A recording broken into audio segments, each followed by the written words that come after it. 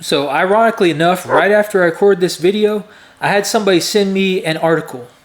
And it was literally the day after I recorded this video. Somebody sent me an article on Instagram. And essentially what this is on March the 6th, there was a $460 billion bill that passed through Congress. And within that bill, shoved deep inside this bill, under the radar, there was a $15 million mandate that's trying to get pushed through that essentially it mandates local farms, ranchers, and pretty much any farm that has interstate travel for their cattle. It mandates them to put electronic trackers on their cows. So like RFID tags. So it has to be visual and it has to be read by an electronic device. And they want to do that to any cow in the United States that crosses state lines. Now, I'm trying to stay away from the conspiracy side of this because there's a lot of alarms that go off in my head on why they might want to do this. I'm trying to stay away from that. We can read the facts and form our own conclusions. But the fact is, $15 million is a cost that these small local family-owned farms and businesses simply can't absorb. I mean, they're already on razor-thin margins. I mean, they're barely scraping by. The marketplace is so non-competitive because it's run by big industries, all these mega farms and these mega corporations that run these cattle farms. You know, it's run by those industries. All the meat that we get in the grocery store, 80% of that is imported from foreign countries. I mean, it's that large market. And there's very little competitiveness when it comes to that because, again, they run the market. So these small local farms, they're barely scraping by. The cost of feed's gone up, the cost of supplies, the cost of everything's gone up for these people. And across the United States, for the past couple years, every single day, there's around 40 farm closures. 40 closures across the United States every single day. And to me, this is one of the most important topics of our generation because when you rely on big food, you rely on big industry, and something happens to that industry.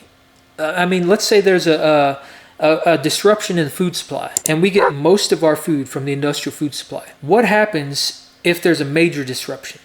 The only people we'll have to fall back on are ourselves and local family-owned farms and ranches. That's it.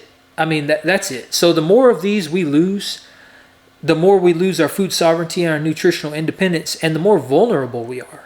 Because again, if something happens, I mean, I think a few years ago, it kind of proved that whenever a lot of the stuff shut down and people did, you know, they did shift their demand and they did start buying from local farms and ranches, and it actually helped them out a whole lot. You know, something that was so bad and that affected so many people in a lot of negative ways actually ended up being a benefit to them because people realized that, hey, I can't get food at the grocery store, but I got a ranch down the street that's more than happy to sell to me. You know, so that's what we're losing. We're losing that. We're losing our fallback. And actually, it should be our primary resource for sourcing food. I mean, it really should.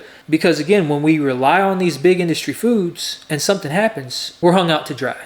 There's nothing to fall back on. And we're extremely vulnerable when it comes to that. But that's the problem with these bills. You know, they slip them into these huge spending bills. And these spending bills get passed through Congress. And you got a $15 million bill that kind of slips under the radar. Nobody knows about this stuff. Like, I stay on top of this kind of stuff. And, you know, I get stories and stuff that pop up in my feed just because the algorithm kind of knows that's the stuff I look at. But for the average person that's not seeking this kind of information out, you're never going to see it. And there's a pretty good chance that a lot of the farms and ranchers out there probably have no idea this stuff's getting passed through it, or they're trying to push it through. They have no idea. And, you know, had it not been for the person that kind of follows my page on Instagram and they just sent this to me in a DM, I wouldn't have known about it because this never popped up in my feed. I actually had to go to the link that he sent me and read this story.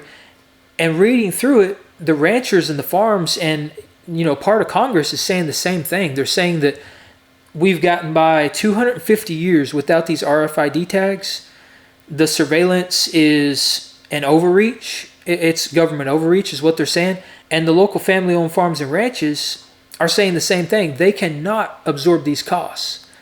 The big industry guys, these huge mega farms and stuff, they can absorb the cost. This is like pennies on the dollar to them. It's not a problem.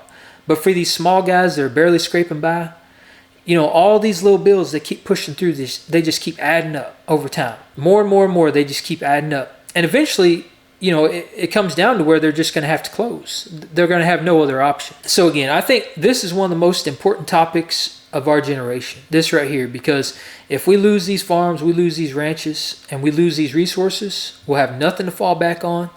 We're going to be extremely vulnerable. And, you know, whatever happens, this huge push towards getting us away from red meat and trying to like restrict our access to it for whatever reason, it's going to be a huge problem. And if they actually push through and they're able to do this, there's a pretty good chance we're going to lose access to it. So at that point, they can basically feed us their lab-grown meat, their cricket burgers, all these fake meat alternatives that they're coming out with. You know, we'll have no other option. It's like either eat the bugs and eat the lab-grown meat or do without. You know, eat vegetables. And I think that's what we're getting. They're trying to price us out of this stuff and make it so unaffordable for most people.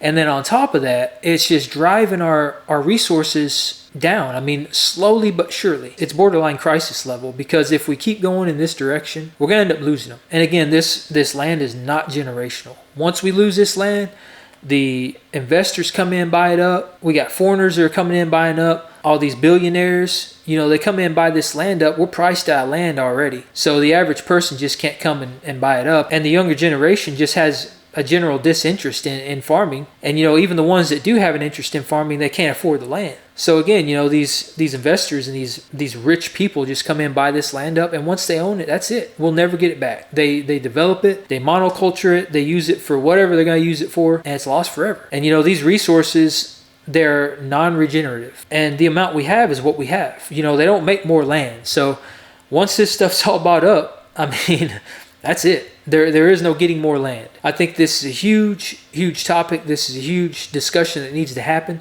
I think more people need to speak up about this and be very vocal about this, because the direction we're headed is not looking very good. Just so y'all know, I'm going to put a link in the description to all of these articles so you can read them for yourself. You can form your own conclusions. I mean, don't take what I say as gospel. I say this all the time, but, you know, I think sharing this information is very important. Throughout history, storytelling and sharing information and knowledge is probably one of the most important things that we can do as human beings. It's kind of what sets us apart from all the other species on the planet. But in no way, shape, or form should you ever take what I say or anything anybody says as gospel. I mean, read this stuff, do your own research, and form your own conclusions. I'm just putting the information out there. Like I said, I'm going to put a link in the description below to all these stories so you can read it yourself, form your own conclusions. But I think this is a huge topic that needs to be discussed, and this is something we should not ignore.